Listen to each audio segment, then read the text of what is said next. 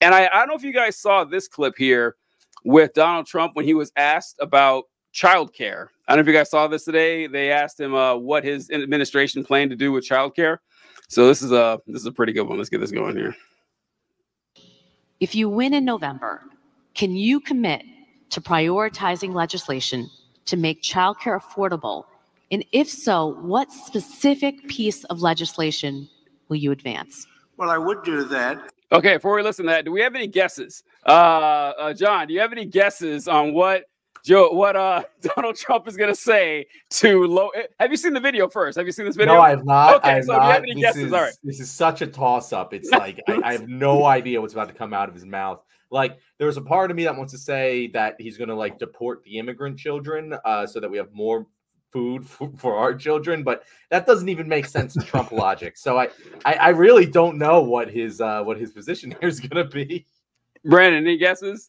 No, I've not saw his response. I saw JD Vance's, so I'm curious to see. I'll pull that one up too. Okay. One up too. So it's funny, JD's. John, that was my guess too. I said, I know what he's going to say. He's going to deport 10 million people, and that's going to make housing costs come down and lower the demand. The New York Times fucking like said that as a Trump housing policy, by the way. Did you see that? Yeah. They listed Trump's housing policy to make housing more affordable. He's going to deport 1 million people. Right, yeah. Just like, go fuck yourself. It's kind of Trump's go-to, but people, the answer is worse. The answer is actually worse. All right, so let's see. And we're sitting down, I was somebody, we had Senator Marco Rubio, and my daughter Ivanka was so impactful on that issue. It's a very important issue. But I think when you talk about the kind of numbers that I'm talking about, that because look, childcare is childcare. There's something, you have to have it. In this country, you have to have it. But when you talk about those numbers compared to the kind of numbers that I'm talking about by taxing foreign nations at levels that they're not used to, but they'll get used to it very quickly. And it's not going to stop them from doing business with us, but they'll have a very substantial tax when they send product into our country. Those numbers are so much bigger than any numbers that we're talking about, including childcare, that it's going to take care. We're going to have, I look forward to having no deficits within a fairly short period of time, coupled with the reductions that I told you about on waste and fraud and all of the other things that are going on in our country. Because I have to stay with childcare. I want to stay with childcare, but those numbers are small relative to the kind of economic numbers that I'm talking about, including growth, but growth also headed up by what the plan is that I just told you about. We're going to be taking in trillions of dollars, and as much as childcare is talked about as being expensive, it's relatively speaking not very expensive compared to the kind of numbers we'll be taking in. We're going to make this into an incredible country that can afford to take care of its people, and then we'll worry about the rest of the world. Let's help other people, but we're going to take care of our country first. This is about America first. It's about make America great again. We have to do it because right now we're a failing nation. All right, I'll go to John first. What the hell was that? Like, what? So I did expect some sort of rambling, incoherent answer. What I didn't expect was the actual worst answer that you could possibly give. Not like in a moral perspective of like, I guess like an indecent proposal. Oh, we'll just eat some of the babies. That'd be like morally the worst. But we're gonna pay for it with tariffs, which anyone like Econ 101, tariffs get passed down onto the consumer. It is a tax on the consumer. Everyone fucking knows it. Like, how are we going to make childcare less expensive? I'm going to raise the prices of all foreign goods. That's what's going to make childcare less expensive. And also, by the way, I don't think childcare is that expensive. Stop complaining. Yeah. Absolute gold star, terrible answer. Brandon, I'll go to you. How do you think Kamala Harris is gonna do against a rhetorician of this type? Like, what do you think? Oh man, what Trump showed you right there. I'm looking forward to it. I want to see her I want to see someone stand up to him and call him out and get under his skin, because anytime someone gets under his skin is when he falls apart. So I'm just really hoping that she takes it to him and go ahead, call him weird, say it right out loud, just go for it, get under his skin and get him rattled, because when you do, I feel like he can come unglued when that happens. Yeah, but I was not expecting that answer from him. It was like it was hard to follow. But the part about that 100% tariff is a good policy. He believes that down to his fucking core. Yeah.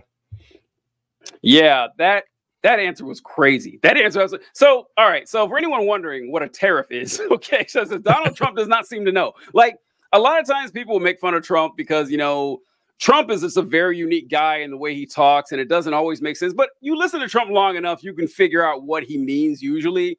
But I genuinely don't think Trump understands how a tariff works. He doesn't, because he says this all the time, that we're going to raise tax on foreign nations. So for people wondering what a tariff is, tariffs are taxes on imported goods. That's what a tariff is. And so, like, he did a tariff on Chinese, like, steel, I think, when he was in office last time.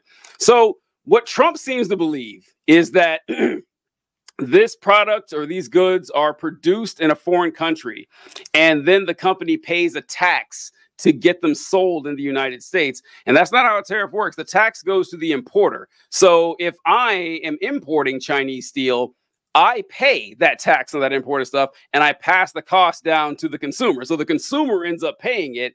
The foreign government doesn't pay a dime. The only possible, like, retribution the foreign government would face is the point of the tariff is to reduce the trade from the foreign. So I sell fewer goods. But in no way would you look at this, does this help American consumers afford childcare? Like, there's no matter how you look at it, is that going to work? And that's just what he goes with every time. It is insanity. And since we brought it up, before we move on to Kyle, we'll look at his next in line to see what his idea. This response cracked me up. This is fantastic. This is fantastic. All right. Let's see what we got here. Hayden, obviously a working family, and it's very hard for working. What can we do about lowering the cost of daycare? Hayden, obviously a working family, and it's very hard for working families to get by. How will we lower the cost of daycare? Yeah, such an important question, Charlie. And I think one of the things that we can do is make it easier for family models to choose, or for families to choose whatever model they want, right? So one of the ways that you might be able to relieve a little bit of pressure on people who are paying so much for daycare is make it so that maybe like grandma or grandpa wants to help out a little bit more, or maybe there's an aunt or uncle that wants to help out a little bit more. If that happens, you relieve some of the pressure on all the resources that we're spending in daycare. Now, you talk about just daycare. Let's say you don't have somebody who can provide that extra set of hands. What we've got to do is actually empower people to get trained in the skills that they need for the 21st century. We've got a lot of people who love kids, who would love to take care of kids, but they can't, either because they don't have access to the education that they need, or maybe more importantly, because the state government says you're not allowed to take care of children unless you have some ridiculous certification that has nothing to do with taking care of kids. So empower people to get the skills they need. Don't force every early child care specialist to go and get a 6-year college degree where they've got a whole lot of debt and Americans are much poorer because they're paying out the wazoo for daycare. Empower working families, empower people who want to do these things for a living, and that's what we got to do. All right, Brandon, we'll go to you. What do you think of, you find this answer any more comforting than Donald Trump's? It's just so funny to me that the Republican Party used to be all about pull yourself up by your bootstraps, and now it's like, let Mama help you out. Like, just go to Mama and Papa and have them help, or have your aunt and uncle. I could not believe that he actually said that out loud. I did not see that coming, but yeah, it's such a far fall from what the Republican Party once was. John, how about yourself? I'm just confused by what he was even trying to say there. Partially because I was distracted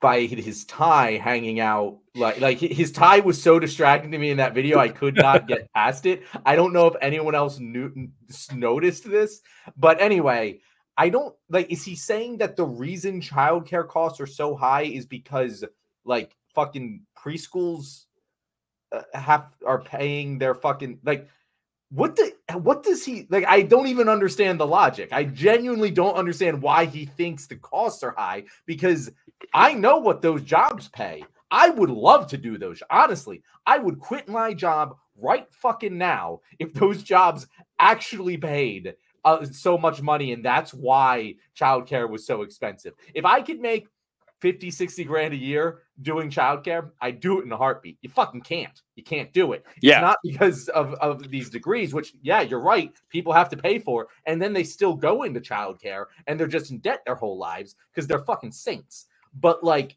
that's not the reason childcare is so expensive. And it's also just a small part. Like, a small part of what it takes to raise a child is babysitting. like I don't know why he just focused in on that very small part of what it takes to raise a child. Yeah. So you're right. His tie. I didn't catch that. And so you brought it up. Like, oh my God, I didn't catch that at all. But that's I could like this, like the entire suit doesn't fit right. Like I've been following too much menswear guy on Twitter. Like, I don't know if you guys follow him, but he just fucking roasts Republicans for their terrible outfits in a very like formal manner. Like, this guy knows his shit when it comes to suits. Like, oh my God, I could not help but notice that fucking tie. Yeah, that's oh, he's doing the Trump thing. Trump's ties are always too long. Maybe that's it. True. That might be Trump's it. The only one but I know who is wider. He can kind of get away with that. It made him look somehow. It made him look weird. Yeah. Ties are always also kind of weird. It's just an arrow pointing at your dick. It's just odd, you know, when you think about it. It's like it's kind of strange to have a tie. But okay, so what JD Vance is saying, John, is first is what Brandon mentioned, that first, if you need someone to take care of your kids, you know, have your parents work until they die, basically. Have your aunties and your uncles, because they're going to provide either free or incredibly cheap childcare. Everyone's got that, right? And then he said, well, and then if you don't have that, what he said was what we need to do is first create opportunities for people to afford childcare, but get your ass to work so you can afford it. That's his first step. Step two is we need to make it easier for people to qualify for being child care caretakers. And he said that we don't need people going to college for 6 years, accruing a lot of debt and for childcare, and then getting a job that's not going to pay them that much. So let's make it easier for people to become child care workers.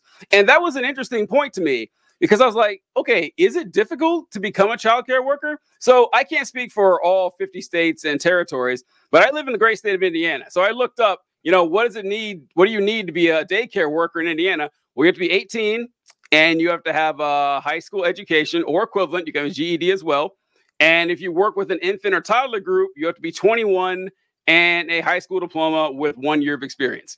That's the bar right there. So it's apparently not difficult to become a child care worker at the daycare level. Like, cause I was thinking, I knew plenty of like girls in their early 20s who did not have degrees who worked at daycares. So his entire framework that he has, that it's difficult to get these jobs and these people accrue a bunch of debt and they're staying away from these positions. Not true. No, not true at all. So like anything else, they don't really have a solution to help people out with childcare other than, you know, get your ass to work, get yourself a better paying job.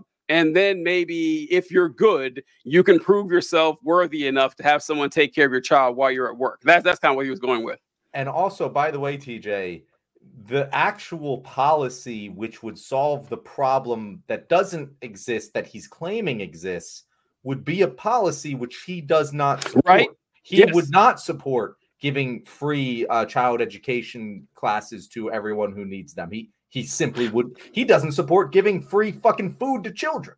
That is just not something that he would support. So, like, yeah, JD, if you want to work on this with me, I'll work on it with you. We want to get a universal education. Like, I think all teachers should go to college for free. It seems like one of the most obvious fucking things that in the entire history of the world. Yeah, we need these people to take care of our kids. They're gonna, you know, produce a buttload of value for our economy, and they're gonna get paid shit the entire time. They shouldn't have to pay for that. Like, it would make sense, JD. You want to join me on that? Because we can do it, but he's not going to, because he just is complaining about a problem which A, doesn't exist in the way he thinks it does, and B, his proposed policy solution would not be something Republicans would go for. Well, he wouldn't agree with that. You're right, but he would have a different solution. And his solution would be lower the standards for teachers. Like everyone should homeschool their kids pretty much. And you don't need any education to do that at all. I think that's what his solution would be when he says open up venues for this, not for college. Just as like, let anybody just teach these kids. I mean, how important is it anyway? They should be out working when they're 13. So yeah, that's kind of how I was going.